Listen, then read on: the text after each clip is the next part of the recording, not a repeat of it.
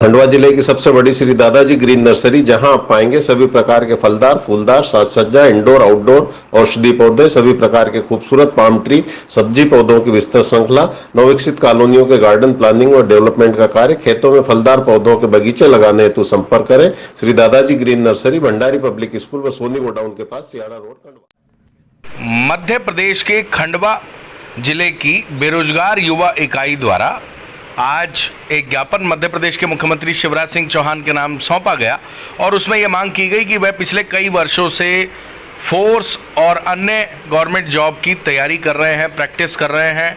4 साल के दौरान उन्होंने कई बार वेट बढ़ाया है, मेहनत कर कर के वेट घटाया है और उन्होंने बहुत मेहनत की है। वह सपने लेकर बैठे हैं कि वह मध्य प्रदेश सहित देश की सेवा करेंगे।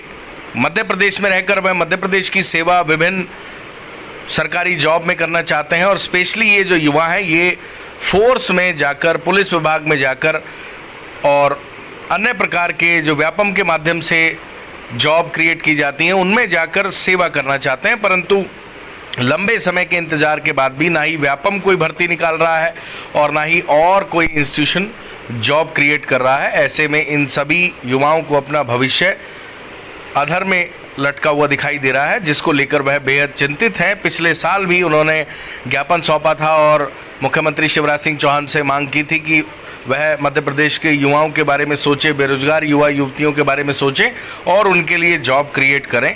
उन्होंने कहा कि उनकी उम्र धीरे धीरे इतनी आगे बढ़ जाएगी, अगर ऐसा ही रहा तो वो एलिजिबल ही नहीं रहेंगे और उनके पास फिर विकल्प नहीं बचेंगे कि वह ज़्यादा कुछ कर पाएँ। ऐसी परिस्थिति में खंडवा सहित मध्य प्रदेश के लाखों युवाओं का भविष्य खराब ना हो, इसको लेकर मुख्यमंत्री शिवराज सिंह चौहान को जल्द से जल्द विभिन्न जो इंस्टीट्यूशन है, स्पेशली व्यापम जैसे इंस्टीट्यूशन से भर्ती निकालनी चाहिए और जो कैलेंडर व्यापम का होता है उसे जारी करना चाहिए। इस तरह की मांग उन्होंने शिवराज सिंह चौहान से ज्ञापन के माध्यम से की। जी बताइए आप। कलेक्टर साहब से मिलने आए थे, ज्ञापन देना आए थे, तो आपकी क्या डिमांड है? हमारी डिमांड ये है सर, पिछली बार भी हमने ज्ञापन दिया था, उसमें कोई कार्रवाई नहीं की गई है। हमें यहाँ से सिर्फ रिसिप्ट दी गई थी।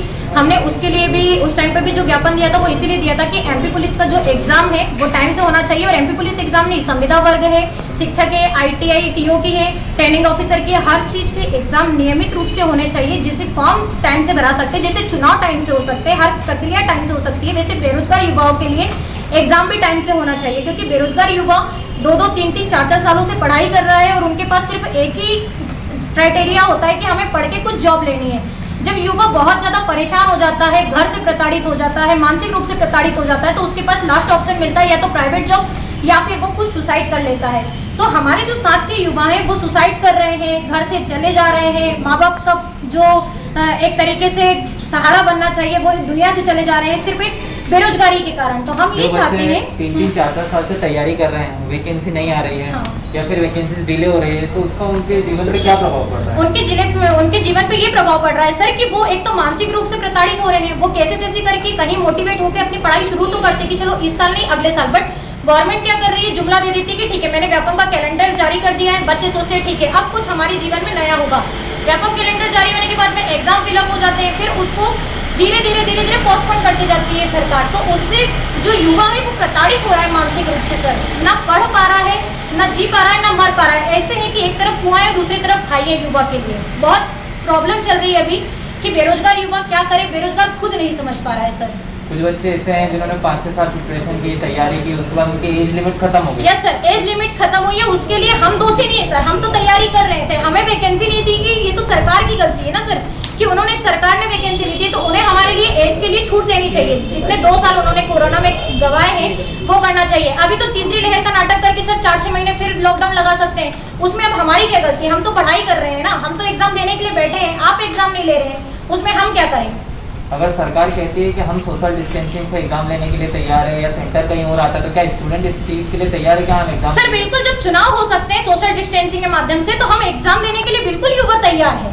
हम लोग जा सकते हैं, एग्जाम दे सकते हैं, क्योंकि ऑनलाइन एग्जाम होना है, वोट तो सामने जाके डलते हैं। स्टूडेंट तो दूर बैठ के कंप्यूटर में बैठ के ऑनलाइन एग्जाम देगा सर, बिल्कुल दे सकते हैं युवा।